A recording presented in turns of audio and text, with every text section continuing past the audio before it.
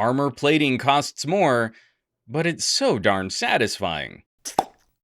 I got to spend some time with the Panasonic Toughbook CF33, and I loves me some Toughbooks. Last year, I got to review the Panasonic rugged Android tablet, so I was stoked to put this tank through its paces. Now, since the days of Samsung Rugbies and Galaxy Actives, I've had a fondness for ruggedizing consumer electronics. I think there's a smaller community of folks out there who would prefer a device be built to a more durable spec, but options for those consumers seem to be drying up. Now, the Toughbook line isn't really targeted or marketed as a consumer solution. Panasonic PR has been pretty candid about who their target customers are. But in sending me a unit to play with and review, I am going to take a bit more of a consumer focus. What can we learn from the Toughbook? What ideas might work for more mainstream gadgets? I don't really have impressed enough words to describe the CF33. We consumer gadget reviewers tend to overuse beast and tank when this laptop just hits so much harder. It's a Hulk of a laptop. It's a steamroller of a laptop. I don't know, drop a comment down below with a phrase which is better fitting of how much more durable this thing is, because it's built to a brutal durability. This is a Slate PC with an optional keyboard dock, and the Slate by itself is about twice as thick as my little travel laptop, and the keyboard makes it even thicker. Nothing about this hardware is built to half measures. It's big, it's chunky, it makes perfect sense for the industries that need ruggedized electronics. Military, law enforcement, construction, shipping and warehouse work, first responders. There are numerous fields where folks need mobile compute power in a durable shell and with a higher degree of repairability. That's why costs are so much higher on truly ruggedized hardware. A manufacturer likely knows this won't be a top seller in mainstream consumer circles. The sales contracts will also focus on much longer-term hardware support, so those costs need to be front-loaded in the purchase price. Now, Panasonic has built a fantastic reputation for long-term parts availability and support, but that's why the starting price on something like this is going to be higher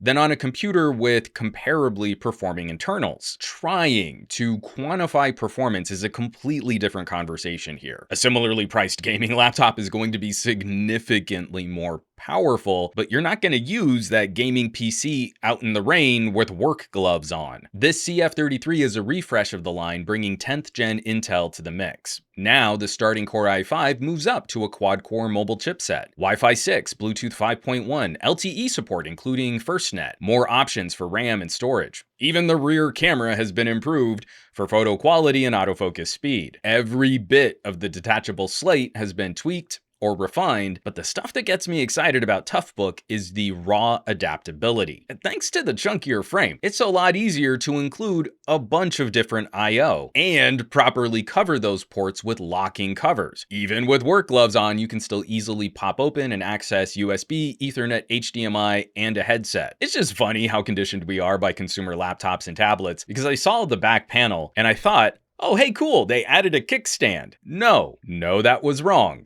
That's a locking armor cover for the dual batteries. Fast charging a laptop is cool, but hot swapping batteries out in the field when you really need to keep working is cooler. Add to that options for cameras, security options, barcode scanners, SSDs, on top of a built-in silo for the stylus, and this becomes one of the most modular experiences I've yet reviewed. From a consumer perspective, everything is a bit overbuilt, but this frame allows Panasonic to deliver options to a variety of different industries without having to reinvent the product every time. The keyboard dock is another perfect example of this ideology in action. It's chunky, it's got a great tactile keyboard, a nice chunk to the typing, a hardware lock to keep the unit closed, and even more ports and I/O. But the main guts of the PC are in the screen, and that makes this combo more top-heavy than a similar setup like a Surface Book. Instead of weighing down the keyboard base, adding additional travel weight, the pop-out carry handle doubles as a way to keep the screen from toppling over backwards. The handle's usually in the front of the laptop on other Toughbooks. They move it to the rear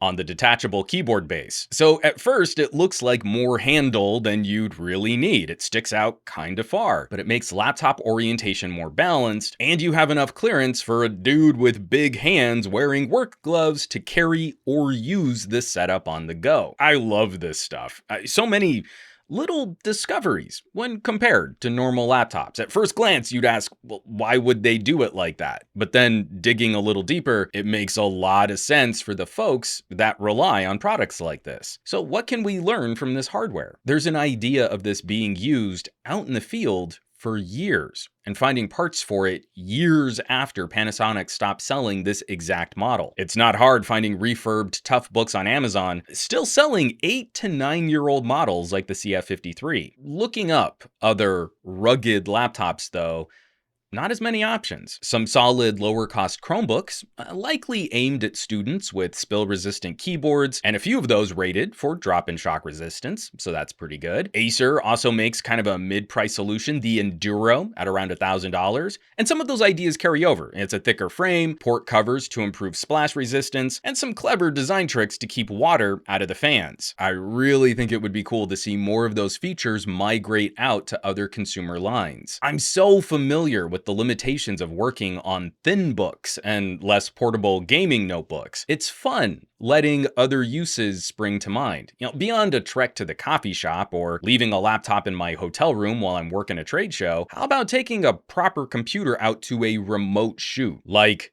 really remote, and not being afraid of having to baby it while you're out there. I did a desert film shoot years ago, and we weren't really messing with MacBooks out in the field. Actually, even then, in those rocky and sandy conditions, the Toughbook might have still been overkill for what we were doing out there. Sweet, delicious overkill. There are so many parts here that I wish were more common. First, just that it's okay to make a machine a little thicker with purpose. Could be for ports, could be battery, could be durability. Thin and light is one kind of benefit, but thin and light is also a kind of compromise. And dang it if I don't miss easily swappable batteries. These days, I appreciate laptop design that only hides the battery under a dozen of chassis screws. But this action of a hard latch and dual pop-out cells is so darn handy. Industrial practicality has a place in the consumer space. Now, in a normal review, I'd probably include a section here about concerns, but the main issues are highly situation dependent. Many of the situations I might point to, it's not really going to be a problem of the Toughbook, but more using the wrong tool for the job. Like complaining a turbo diesel work truck is just really hard to park on narrow residential roads. So it is a bit of a challenge judging a Toughbook against a normal consumer laptop expectation. I know Panasonic is not focusing the Toughbook line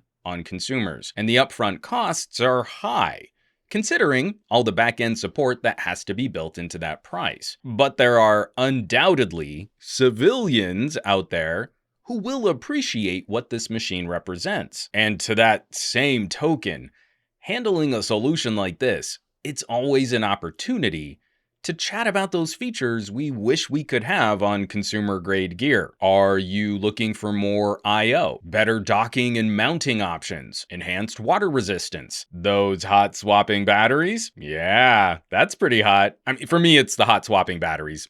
I dig that. So drop some comments down below. How would you make your laptop better?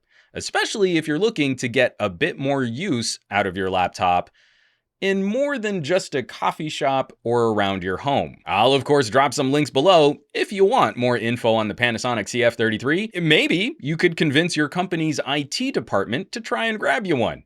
Who knows? It could happen. As always, thanks so much for watching, for sharing these videos, subscribing to the channel. Supporting your favorite content creators has never been more critical than it is today. So I greatly appreciate those of you who are checking out the links down below each video. Maybe you're shopping some merch. That kind of stuff really does help keep production rolling on this channel. I have a full list of all of my affiliates and partnerships on SomeGadgetGuy.com, or you might consider joining the list of names scrolling by on your screen from my Patreon, patreon.com/SomeGadgetGuy. This list basically represents the coolest collection of tech pals on the web, so I hope you'll check them out. Now, you know where you can find me around the rest of the internet at SomeGadgetGuy on the Twitters and the Twitch. and the Facebooks and the Instagrams. And I will catch you all on the next review.